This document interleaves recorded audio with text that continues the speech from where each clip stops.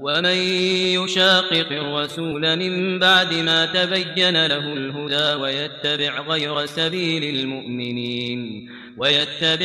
سبيل المؤمنين نوله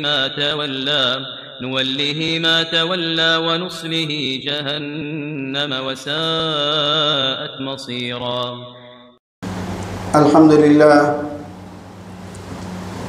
الحمد لله نحمده ونستعينه ونستغفره ونعوذ بالله من شرور أنفسنا ومن سيئات أعمالنا. من يهده الله فلا مضل له ومن يضلل فلا هادي له.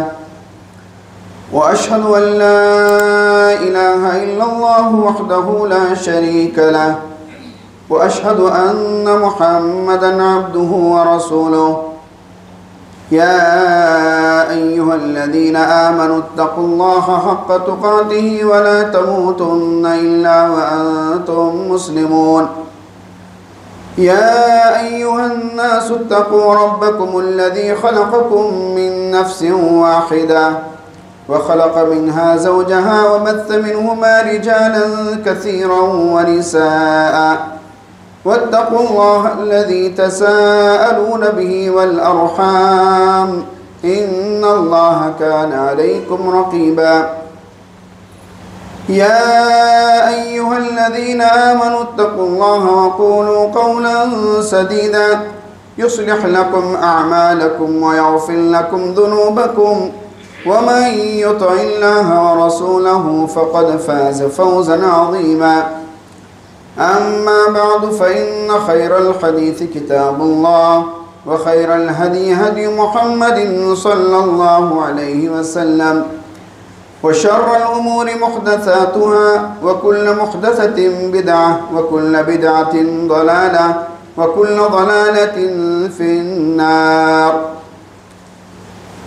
قال النبي صلى الله عليه وآله وسلم فيما رواه الإمام أحمد وصححه الألباني رحمهم الله عن عقبة بن عامر رضي الله عنه عن النبي صلى الله عليه وآله وسلم يا عقبة بن عامر صل من رحمك وأعط من حرمك واعف عن من ظلمك إلى آخر الرواية. برادران اسلام، معزز سامعین، نوجوانوں، بزرگوں اور خواتین اسلام، اللہ رب العالمین کی حمد و ثنا، اس کی کبریائی اور بڑائی، اور نبی کریم صلی اللہ علیہ وآلہ وسلم پر درود و سلام کے بعد میں نے مسند امام احمد بن حنبل کی ایک روایت جس کے راوی عقبہ بن عامر رضی اللہ عنہ وارضاہ ہیں، اس حدیث کی سند کو علامہ البانی رحمۃ اللہ علیہ نے اپنی کتاب سلسلۃ الاحادیث الصحیحہ کے اندر ذکر کیا، اور یہ روایت اس کی سند صحیح ہے۔ عقبہ ابن عامر رضی اللہ عنہ ایک مرتبہ نبی کریم صلی اللہ علیہ وآلہ وسلم کی خدمت میں حاضر ہوئے اور آ کر انہوں نے یہ سوال کیا۔ سوال یہ تھا، من نجا، نجات کس میں ہے؟ کامیابی اور کامرانی کس میں ہے؟ ہلاکت سے میں کیسے بچ سکتا ہوں؟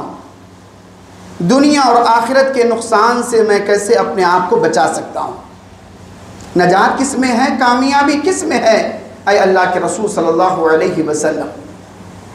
صحابہ کی ہمیشہ کوشش ہوتی، موقع کے لحاظ سے، حالات کے لحاظ سے آپ علیہ السلام سے سوال کیا کرتے۔ کبھی کہتے سب سے اچھا افضل عمل کون سا ہے؟ کبھی یہ سوال کیا جاتا اللہ رب العالمین کے محبوب ترین عمل کون سا ہے؟ تو انہی میں سے ایک سوال یہ بھی تھا، من نجا، نجات کس میں ہے؟ یقیناً ہم میں سے ہر ایک کی یہ خواہش ہے ہمیں نجات ملے، دنیا میں بھی نجات ملے، مختلف قسم کے آفات سے، بلیات سے، مصائب سے، تکالیف سے، پریشانیوں سے ہمیں نجات ملے، اور ہم چاہتے ہیں اس دنیا کی اس بلا سے زیادہ بڑی مصیبت آخرت میں آنے والی ہے۔ اگر ہم نافرمان ہوں گے، خلاف ورزی کریں گے تو وہاں کی نجات بھی مطلوب ہے۔ تو وہاں کی نجات کے لیے اللہ کے نبی صلی اللہ علیہ وسلم سے سوال کیا، من نجات؟ نبی کریم صلی اللہ علیہ وسلم نے عقبہ ابن عامر رضی اللہ عنہ کو پہلی دفعہ 3 چیزیں بیان فرمائی، اور دوسری ملاقات پر اللہ کے نبی صلی اللہ علیہ وسلم نے مزید اور 3 چیزوں کا اضافہ فرمایا۔ یہ 6 چیزیں، یا یہ 6 جملے، یا یہ 6 باتیں، یا ایک یہ 6 قیمتی اللہ کے نبی صلی اللہ علیہ وآلہ وسلم کے اقوال ہم میں سے ہر ایک کے لیے نجات کے لیے انشاءاللہ کافی ہے۔ اگر ہمارا عقیدہ اگر صحیح اور درست ہو، کتاب و سنت کے مطابق اگر ہمارا عمل ہو، تو اس کے ساتھ ساتھ اگر ہم ان چیزوں پر اگر عمل کریں گے، یاد رکھیے یقیناً ہمیں دنیا اور آخرت میں نجات مل جائے گی، سرخرو ہو جائیں گے۔ کہ وہ 6 باتیں یا 6 چیزیں یا 6 جملے یا 6 نصیحتیں آپ علیہ السلام نے کون سے بیان کی، ان پر آپ اور ہم غور کریں گے۔ پہلی چیز، صل ممن قطعک، صلہ رحمی کر، رشتے کو جوڑ جو تمہیں اس رشتے کو کاٹ رہا ہو، قطع تعلق کر رہا ہو، جدا ہو رہا ہو، الگ ہو رہا ہو۔ صل، آپ نے فرمایا کہ صلہ رحمی کر لیا کر، صلہ رحمی کر لیا کر۔ صلہ رحمی یہ نہیں ہے کہ سامنے والا اگر وہ مجھے اگر سلام کرتا ہو تو میں بھی اسے سلام کروں، وہ مجھے دعوت دیتا ہے تو میں بھی اسے دعوت دے دوں، وہ مجھے میرے ساتھ اچھا سلوک کرتا ہے تو میں بھی اس کے ساتھ اچھا سلوک کروں۔ یہ صلہ رحمی کا بدلہ ہوا، یہ مقابلہ ہوا۔ صلہ رحمی یہ ہے کہ اگر سامنے والا اگر تمہارے سے قطع تعلق کرتا ہے، تمہیں روکتا ہے، تمہیں منع کرتا ہے اور تمہارے حقوق کو پامال کرتا ہے، یہ تمہاری ذمہ داری ہے کہ آپ اس کے ساتھ صلہ رحمی کر لیا کریں۔ اس لیے کہ صلہ رحمی اتنی بڑی نعمت ہے کہ اس کے ذریعے سے زندگی کے اندر برکتیں نازل ہوتی ہیں، اور اتنی بڑی نعمت ہے کہ اللہ رب العالمین اس کے ذریعے سے رزق کے اندر بھی برکت عطا رب العالمین فرماتا ہے۔ بلکہ نبی کریم صلی اللہ علیہ وسلم کی وہ حدیث، جس حدیث کو عبداللہ ابن سلام رضی اللہ عنہ نے نبی کریم صلی اللہ علیہ وسلم جب مکہ چھوڑ کر مدینہ پہنچے، آپ نے جو پہلا خطبہ دیا، جو نصیحت کی، اس نصیحت کو عبداللہ ابن سلام رضی اللہ عنہ نے نقل کیا۔ آپ علیہ السلام نے مدینے کے لوگوں کو یہ تعلیم دی اور کہا، یا ایھا الناس افشوا السلام واطعموا الطعام وصلوا الارحام وصلوا باللیل والناس نیام تدخلوا الجنۃ بسلام۔ آپ نے کچھ باتیں بیان کی، جنت میں داخل ہونا چاہتے ہو ان چیزوں پر عمل کر لیں۔ کیا کہا؟ یا ایھا الناس افشوا السلام، سلام کو عام کرو۔ آپ اسے جانتے ہو نہ جانتے ہو، سلام کرنے میں پہل کیا کرو، سلام کرنے میں ثواب ہے، اجر ہے۔ یا ایھا الناس افشوا السلام۔ اور ایک حدیث کے اندر آپ نے فرمایا، کیا میں تمہیں ایسی چیز نہ بتاؤں جس کو اگر کرو گے اللہ رب العالمین دلوں کے اندر محبت پیدا کر دے گا؟ پھر آپ نے فرمایا، افشوا السلام بینکم، آپس میں ایک دوسرے کو سلام کر لیا کرو۔ اور یہ سلام مطلبی نہ ہو، مقصد کا نہ ہو، سلام اللہ کے نبی صلی اللہ علیہ وآلہ وسلم کا حکم سمجھ کر اور اللہ رب العالمین کے اس فرمان کے مطابق، وَإِذَا حُيِّيتُم بِتَحِيَّةٍ فَحَيُّوا بِأَحْسَنَ مِنْهَا أَوْ رُدُّوهَا، اگر کوئی سلام کرے تو آپ ویسا یا اس سے بہتر سلام کا جواب دیا کرو۔ آپ نے پہلی بات فرمائی، یا ایھا الناس افشوا السلام، اور دوسری چیز فرمائی، وَأَطْعِمُوا الطَّعَامَ، کھلاؤ۔ اب کسے کھلایا جائے یہ چیز آپ نے نہیں بیان فرمائی۔ بھوکا ہو، غریب ہو، رشتہ دار ہو، مسافر ہو، پڑوس کا انسان ہو، یا ایک عام انسان ہو، ایسے انسان کو کھلایا کرو۔ وَأَطْعِمُوا الطَّعَامَ۔ اور تیسری چیز آپ نے بیان فرمائی، وَصِلُوا الْأَرْحَامَ، رشتے ناطے کو جوڑو۔ آپ علیہ السلام مکہ چھوڑ کر مدینہ آ رہے ہیں، آپ کی تعلیم دیکھ لیں، کتنی پیاری تعلیم۔ یہ وہ تعلیم ہے کہ مکہ کے لوگ آپ کو، آپ کے صحابہ کو مکہ چھوڑنے پر مجبور کیا، ان کے اپنے رشتہ دار ہیں، تو آپ علیہ الصلوۃ والسلام انہیں یہ تعلیم دے سکتے تھے کہ مکہ سے تمہیں نکال دیا گیا، اب تم ان سے قطع تعلق کر لینا۔ آپ عام بات بیان فرمائی، وصل الارحام، رشتے ناطے کو جوڑو۔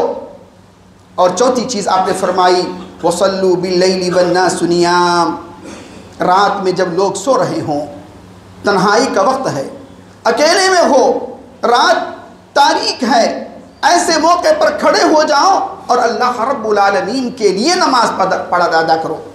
اور یہ نماز فرائض کے علاوہ ہے، نفل نماز ہے۔ اگر ایک انسان رات میں اٹھ کر اللہ کے سامنے اپنے سر کو جھکاتا ہو تو یقیناً ایسا انسان فرائض کی پابندی کرے گا، فرائض کا التزام کرے گا۔ ایسا نہیں کہ فرائض کو ترک کر دے اور صرف رات میں قیام کرے، یہ نہیں، فرائض کی پابندی کے ساتھ ساتھ یہ نماز کی پابندی کر لیا کرے۔ ہمارے صحابہ بھی کتنے عجیب و غریب تھے، کتنے عجیب و غریب تھے، دور دراز رہتے ہیں۔ جو لوگ جنہوں نے حج کے لیے، عمرہ کے لیے، مسجد نبوی کی زیارت کے لیے گئے ہوئے ہوں، وہ دیکھتے ہیں کہ مسجد نبوی کہاں ہے اور مسجد قبلتین کس طرف ہے، کتنا مسافت ہے، کتنا ان کے درمیان دوری ہے۔ لیکن اس کے باوجود صحابہ وہاں سے باقاعدہ نماز کی ادائیگی کے لیے مسجد نبوی کو پہنچا کرتے تھے، اور انہوں نے خواہش ظاہر کی کہ اب وہاں اس علاقے کو ہم خالی کر کر مسجد نبوی کے قریب آ کر بس جائیں۔ تب آپ نے فرمایا، دیارکم تکتب آثارکم، وہاں سے تمہارا چل کر آ جانا، اس پر چل کر آنے پر بھی تمہارے لیے اجر ملے گا، ثواب ملے گا، اللہ رب العالمین اس پر بھی ثواب عطا فرمائے گا۔ نابینا صحابی ہیں، انہیں مسجد نبوی لانے کے لیے کوئی نہیں ہے، اور وہ خود کہتے ہیں کبھی جنگلی جانور کا بھی خوف اندیشہ، اور باغات بھی ہیں، کوئی مجھے لے کر جانے والا بھی نہیں ہے، میرا قائد بھی نہیں، اور میں نابینا بھی ہوں۔ آپ نے فرمایا، کیا تم اذان کے الفاظ کو سنتے ہو؟ کہا کہ ہاں۔ تب آپ نے فرمایا، فَأَجِبْ، تمہارے لیے بھی جماعت کے ساتھ نماز ادا کرنا ضروری ہے۔ تو کہنے کا مطلب یہ ہے کہ رات کی نماز صرف فرائض کی کو ترک کر نہیں، فرائض کی پابندی کے ساتھ ساتھ رات کی نماز اگر پڑھ لیں تو آپ نے فرمایا، تدخلوا الجنت بسلام، سلامتی کے ساتھ تم جنت میں داخل ہو جاؤ گے۔ تو پہلی چیز آپ نے بیان فرمائی، صلہ رحمی کیا کرو، خاص کر ان لوگوں سے جو تمہارے سے قطع تعلق کر لیں، ان سے تم صلہ رحمی کرنا۔ دوسری چیز، وَأَعْطِ مَنْ حَرَمَكَ، جو تمہیں محروم کر دے تم اسے دے دینا، اسے نوازنا، اس کا حق تم ادا کرنا، جو تمہیں محروم کر دے تم اسے دے دینا۔ کتنی پیاری بات آپ نے بیان فرمائی۔ کیا ہے ممکن ہے کہ میرا بھائی میرا حق مار دے، میرا پڑوسی میرا حق مار دے، میرا دوست میرا حق مار دے، اور میں اس کو اپنا حق دے دوں؟ آپ نے فرمایا کہ ہاں، وَأَعْطِ مَنْ حَرَمَكَ، جس نے تمہیں محروم کیا اسے تم دے دو۔ اور یہ صرف حق ہی نہیں، اس کے اندر یہ حق بھی داخل ہے، معنوی حق بھی داخل ہے کہ اگر کوئی آدمی کسی مقام اور مرتبے کا حقدار ہے اس کو حق دے دینا چاہیے۔ آپ علیہ الصلوۃ والسلام نے ایک حدیث کے اندر یہ بات بیان فرمائی، اذا اسد الامر الى غیر اہلها فانتظر الساعة، جو انسان جس چیز کا حقدار ہے اگر اس آدمی کو اگر وہ حق نہ دیا گیا تو فانتظر الساعة، اب قیامت کا انتظار کرو، اس لیے کہ قیامت کی نشانیوں میں سے نشانی یہ بھی ہے کہ حقدار کو، جو حقدار ہیں اس کو وہ حق نہیں دیا جاتا یا اس کو وہ حق نہیں ملتا۔ تو آپ نے فرمایا، وَأَعْطِ مَنْ حَرَمَكَ، جو تمہیں محروم کر دے اسے تم دے دیا کرو۔ اگر آپ اس کا حق اگر ادا کریں گے یقیناً وہ شرمندہ ہوگا، شرمندہ یقیناً وہ ہوگا، اور ایک وقت اگر آ جائے گا کہ وہ حق دینے پر مجبور ہو جائے گا۔ یہ نبی کریم صلی اللہ علیہ وسلم کی تعلیم۔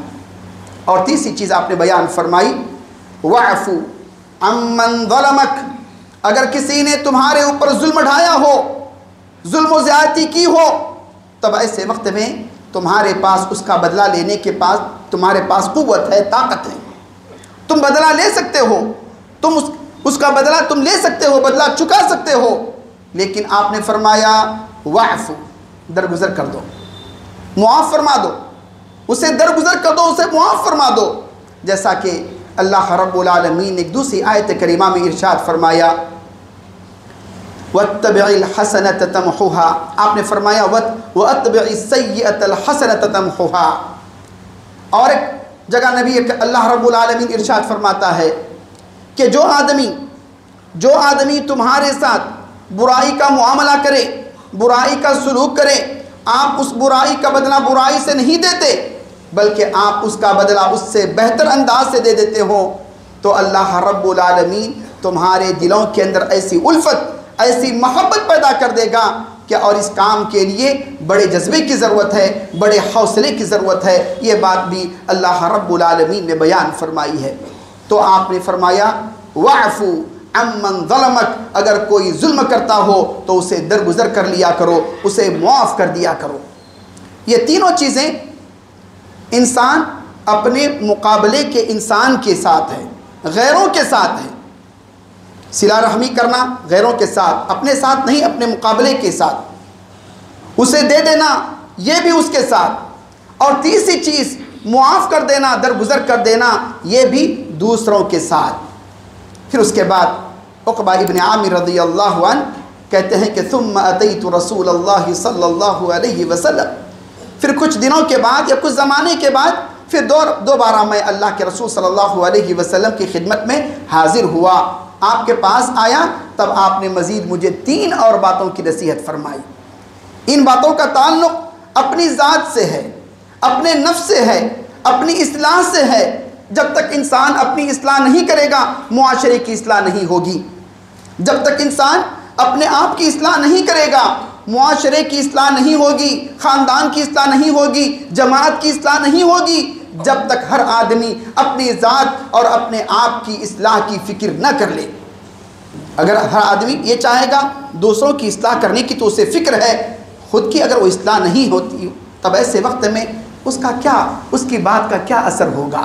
اسی لیے نبی کریم صلی اللہ علیہ وآلہ وسلم نے 3 مزید چیزیں بیان فرمائی۔ ان 3 چیزوں پر غور کریں اور اپنے آپ کی اصلاح کرنے کی کوشش کریں۔ وہ 3 باتیں کیا ہیں؟ آپ نے فرمایا امسک علیک لسانک، اپنے آپ پر، اپنی زبان کو کنٹرول میں رکھ، اپنی زبان کو قابو میں رکھ، اپنی زبان کو کنٹرول میں رکھ۔ جب چاہے، جیسے چاہیں، جہاں چاہیں، جس کے تعلق سے چاہیں زبان سے الفاظ نکالیں، یہ زیب نہیں دیتا، اس کا فائدہ کم نقصان زیادہ ہوگا۔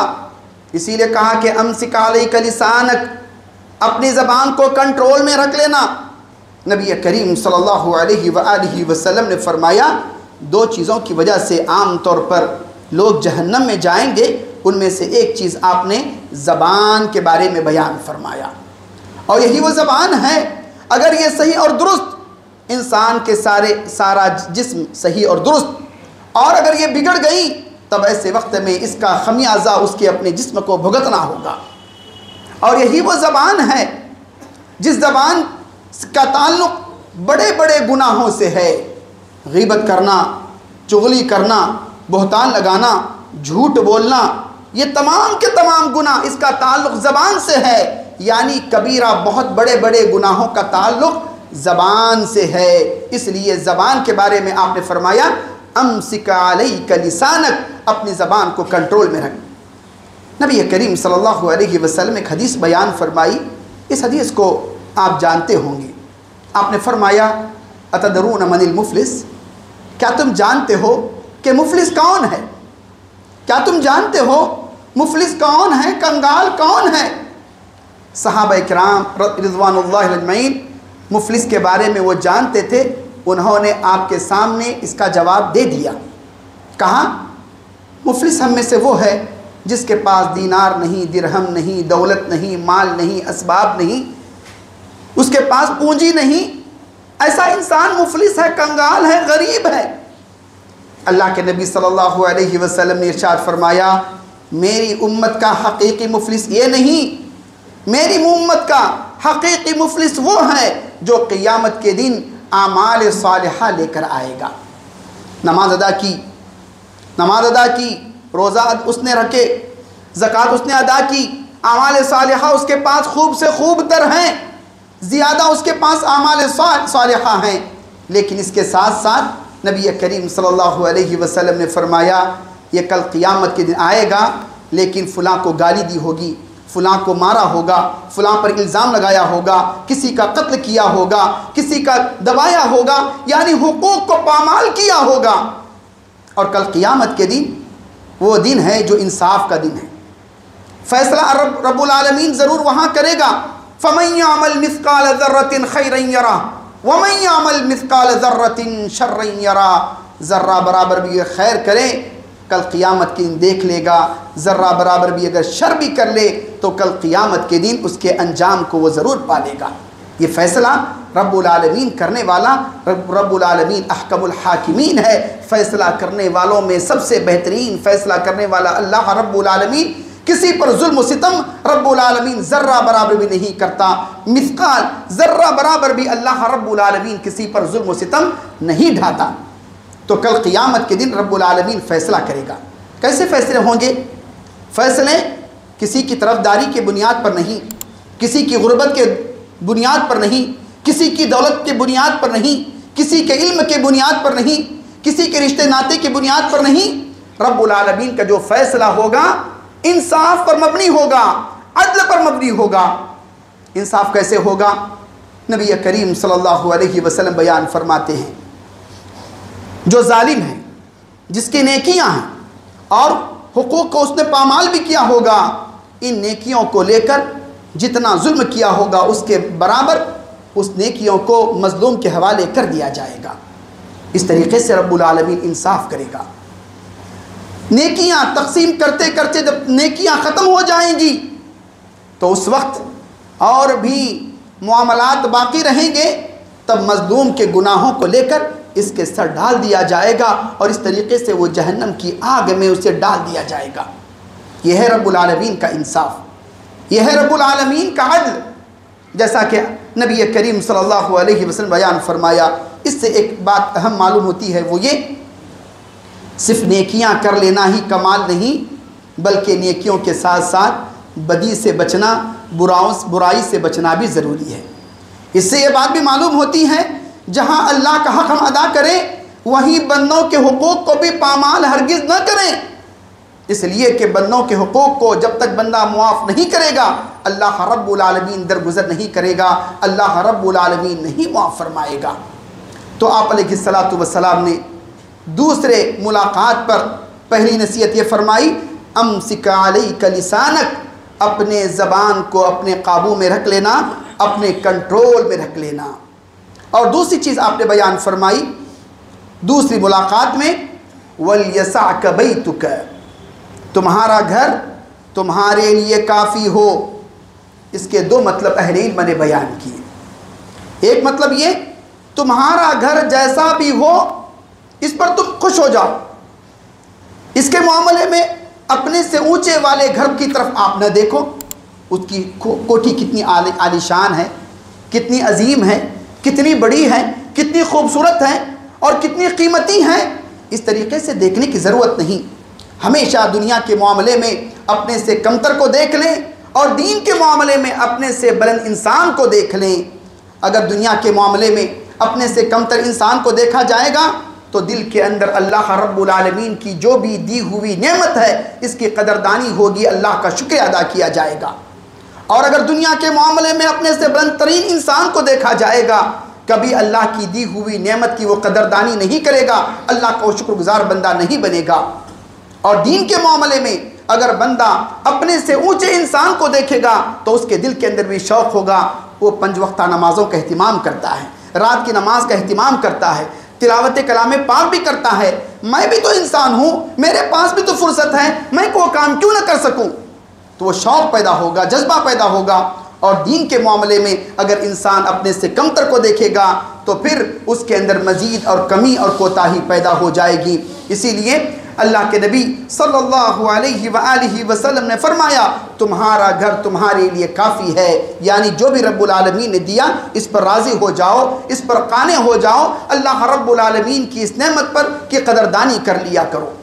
دوسرا مفہوم اس کا یہ بھی ہے، تمہارا گھر تمہارے لیے کافی ہے، اس کا مطلب یہ بھی ہے کہ آپ خواہ مخواہ بغیر کسی ضرورت کے گھر سے باہر نہ نکلا کرو، اپنے گھر کو لازم پکڑو، گھر سے باہر نکلو گے وقت ضائع ہوگا، بغیر کسی ضرورت کے وقت برباد ہوگا، زبان کا غلط استعمال کیا کرو گے، اس کا نقصان تمہارے اوپر ہوگا۔ اسی لیے فتنوں کے زمانے میں خصوصی طور پر اپنے گھر کو لازم پکڑنے کا نبی کریم صلی اللہ علیہ وسلم نے حکم دیا ہے۔ تو آپ نے فرمایا وَلْيَسَعْكَ بَيْتُكَ، تمہارا گھر تمہارے لیے کافی ہونا چاہیے۔ یہ دونوں مفہوم اہل علم نے یہاں اس کے اندر بیان کیا ہے۔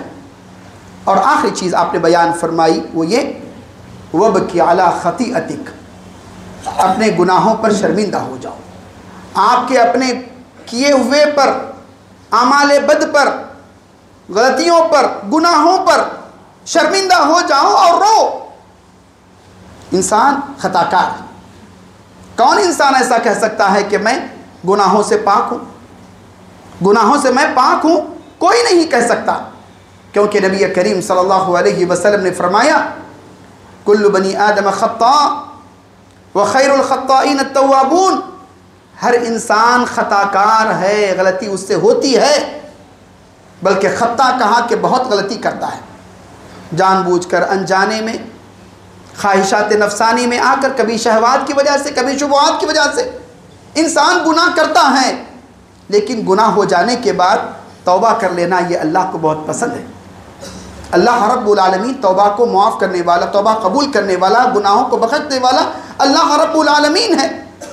تو آپ نے فرمایا وَبْكِ عَلَىٰ خَطِيئَتِكَ، کبھی گناہ عقیدے کے لحاظ سے، کبھی گناہ نبی کی اتباع اور پیروی کے لحاظ سے، اللہ ہی کی عبادت کرنی تھی لیکن عبادت اس نے کی تو صحیح لیکن اس کے اندر اخلاص نہیں، نبی کی خالص اور سچی اتباع کرنی تھی لیکن بدعات اور خرافات کے دلدل کے اندر پھنس گیا، نبی کی خالص اتباع اور پیروی کرنی تھی لیکن وہ تقلید کے دلدل میں پھنس گیا، نبی صلی اللہ علیہ وسلم کی بات صحیح بات آ چکی لیکن اس بات کو وہ محض انکار کر دیتا ہے، ماننے کے لیے تیار نہیں، قبول کرنے کے لیے تیار نہیں۔ یہ غلطی ہے، کبھی کبیرہ گناہوں کے اندر ملوث ہے، کبھی حقوق کو پامال کرتا ہے، کبھی اپنے بھائیوں اپنے بہنوں کا حق مارتا ہے، وراثت کے اندر کبھی کسی کو محروم کر دیتا ہے۔ اس طرح کے حالات ہماری اپنی زندگی کر آتے ہیں تو یہ گناہ ہے، کبھی فرائض کو ترک کر دیتا ہے، یہ بھی تو گناہ ہے۔ تو آپ علیہ الصلوۃ والسلام نے فرمایا وَبْكِ عَلَىٰ خَطِيئَتِكَ، اپنے گناہوں پر شرمندہ ہو جاؤ، اپنے گناہوں پر نادم ہو جاؤ اور اپنے گناہوں پر تم رو۔ جو انسان اپنے آپ کا جائزہ لے گا یقیناً ایسا انسان اپنے آپ کو سدھارنے کے لیے یہ بہت بڑی نعمت ہوگی۔ عمر بن خطاب رضی اللہ عنہ کا غالباً یہ قول ہے، وہ کہتے ہیں حاسبوا انفسکم قبل ان تحاسبوا، کل قیامت کے دن تمہارا حساب و کتاب لیے جانے سے پہلے آج اسی دنیا کے اندر اپنا حساب و کتاب لیا کرو، اپنا محاسبہ کرو، دیکھو کہ کیا واقعی میں صحیح عقیدے پر ہوں، کیا واقعی میں فرائض کی پابندی کر رہا ہوں، کیا واقعی میں نبی کی اتباع اور پیروی کر رہا ہوں، کیا واقعی میں دین اسلام پر چل رہا ہوں، کیا واقعی میں گناہوں سے بچ رہا ہوں۔ یہ اپنے آپ کا جائزہ لیں، کیا واقعی میں اپنے گھر کو نبی صلی اللہ علیہ وسلم کے بتائے ہوئے طریقے کے مطابق اپنے گھر کے افراد کی میں تربیت کر رہا ہوں، کیونکہ اللہ نے فرمایا یا ایھا الذین آمنوا قوا انفسکم واہلیکم نارا، اے ایمان والو اپنے آپ کو اپنے گھر والوں کو جہنم کی آگ سے بچاؤ۔ تو آپ نے فرمایا وَبْكِ عَلَىٰ خَطِيئَتِكَ، اپنے گناہوں پر شرمندہ ہو جاؤ۔ یہ تین جو باتیں آپ نے بیان فرمائی وہ ہمارے اپنی اصلاح کے لیے، اپنی ذات کی اصلاح کے لیے، جو انسان اپنی اصلاح کرے گا اس کے بعد دوسروں کی اصلاح کرنا بھی اس کے لیے آسان ہوگا۔ یہ نہیں کہ آپ انسان دوسروں کی اصلاح کی اسے فکر ہو اور اپنے آپ کو بھول جائیں، یہ سراسر خطا، یہ سراسر غلطی ہوگی۔ میں اللہ رب العالمین سے دعا کرتا ہوں کہ الہ العالمین نبی کریم صلی اللہ علیہ وسلم کی اس حدیث کی روشنی میں جو باتیں، جو نصیحتیں، جو وصیتیں آپ علیہ الصلوۃ والسلام نے عقبہ ابن عامر رضی اللہ عنہ کو بیان فرمائی ہیں، یہ تمام امت کے تمام افراد کے لیے ہے۔ اللہ رب العالمین ان نصیحتوں کی روشنی میں اپنے آپ کا جائزہ لینے کے رب العالمین ہمیں توفیق عطا فرمائے۔ اللہ رب العالمین کتاب و سنت کی اتباع اور پیروی کرنے کی توفیق دے، نبی سے سچی محبت کرنے کی رب العالمین ہمیں توفیق عطا فرمائے۔ اللہ رب العالمین ہماری نیکیوں کو قبول فرمائے۔ اللہ رب العالمین ہمارے کوتاہیوں اور لفظوں کو صدق دل کے ساتھ توبہ استغفار کرنے کی توفیق عطا فرمائے۔ آمین۔ وآخر دعوانا ان الحمد للہ رب العالمین۔